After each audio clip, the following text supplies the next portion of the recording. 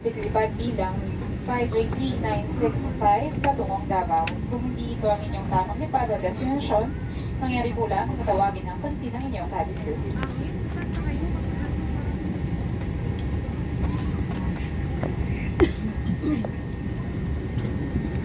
And we would like to call the attention of passenger Luciela at Mogol. Passenger Luciela at Mogol, if you are on board, please approach any of your cabin crew.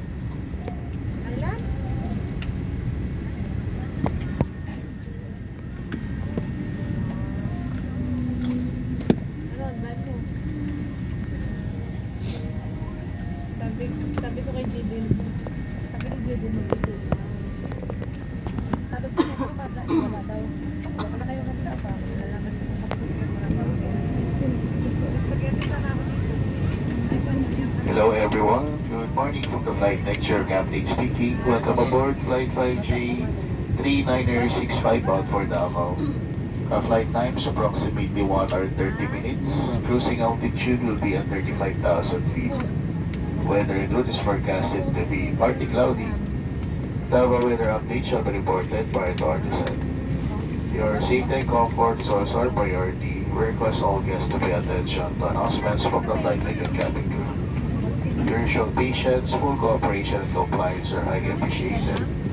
Please do not hesitate to contact your flight cabin crew should you require further assistance or clarification on these important measures.